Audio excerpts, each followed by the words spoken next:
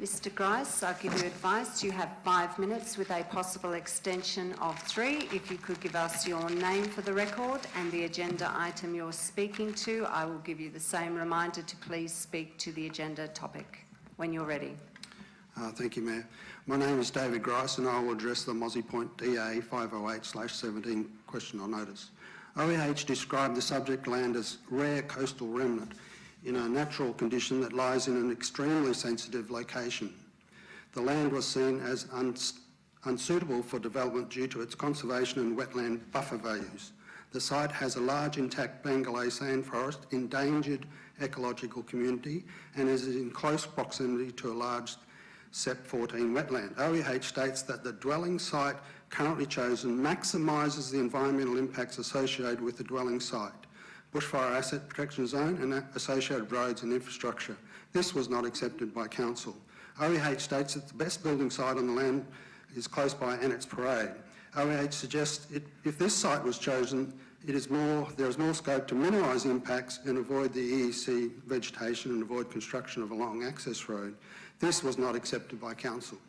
OEH has continually reiterated its objection to any clearing of EEC land. This was not accepted by Council.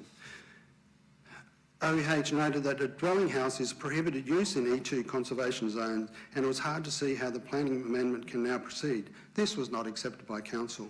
OEH has expressed concern that the loss of 1 to 2 hectares of intact Bangalay sand forest is substantial loss to a 13-hectare remnant patch. This was not accepted by Council. In terms of essential understory habitat, the clearing of this habitat component would be at least double that. OEH states that there is no consideration of indirect impacts following the dwelling. The dwelling increases the potential of impacts such as introduced weeds and domestic animals. OEH states that introduced dogs and cats have the potential to significantly impact on populations of vulnerable white-footed dunnock. This was not accepted by Council. On the basis of all the above, OEH strongly objected to the development in 1992, 1997, July 2016, 8th of May 2017 and the 22nd of June 2018. The 2018 document states, given that none of the changes we suggested in our 2016 submission on this planning proposal have been adopted, we still retain a number of objections to the proposal. The Council response to the question on notice contains a number of troubling disclosures. For a start, the Council response failed to mention the continuing 2017 and 2018 OEH strong objections. I want to stress that Council staff are doing an admirable job in the confronting circumstances they find themselves in, and I in no way want to criticise individuals. I criticise the process, not the staff.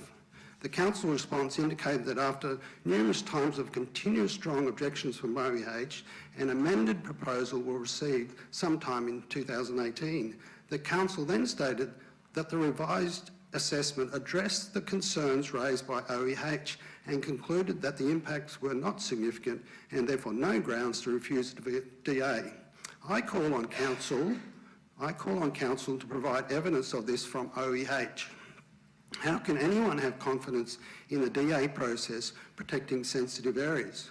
The rural land strategy involves up to 170% increase in the number of possible land users and it's implemented on 23% of the Shire. How will the DA process be monitored in more remote locations when this blatant disregard of impacts is allowed to happen in the well-observed Mozzie Point area? We were continually told during the RLS briefings that the DA would address destructive impact concerns expressed by the community and 6 government agencies. The Mozzie Point example and the Long Beach example shows this is not true. The Council states the advice from OEH was not ignored. It is plainly obvious to anyone that the OEH advice was not accepted. The OEH objections are so strong that no development in the chosen area of construction would be possible. In anyone's common understanding, not accepting the advice from the highly experienced subject matter state agency experts with an accumulated knowledge base of hundreds of years of research, understanding and experience is in fact ignoring and disregarding that advice. All this knowledge is put up against one accredited assessor. Council needs to provide evidence from OEH that OEH now considers their concerns have been addressed, as stated in the response. Some people may sneer at the fact that threatening impacts could wipe out forever these vulnerable and endangered species and communities. What needs to be considered is that these species have not been here for a mere 50 years. I apologise for interrupting. Your 5 minutes is up. I have a mover, Councillor McGinley, for a 3-minute extension, seconded by Councillor Main. Councillors, those in favour, you have a further 3 minutes. What needs to be considered is that these species have not been here for a mere 50 years, not 100 years, not even 200 years, not 500 years, not 1,000 years, not 10,000 years, not 100,000 years, not 500,000 years, not 1 million years. They have been here for millions and millions of years.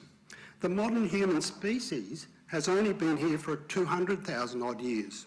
And I have only been here for a pathetic 60 years. How many pathetic years have any of you been here? And yet, for the sake of one person getting close to water views for a few years, Council is prepared to allow these threatening impacts to occur. The vast magnitude of the arrogance of that is absolutely mind-blowing.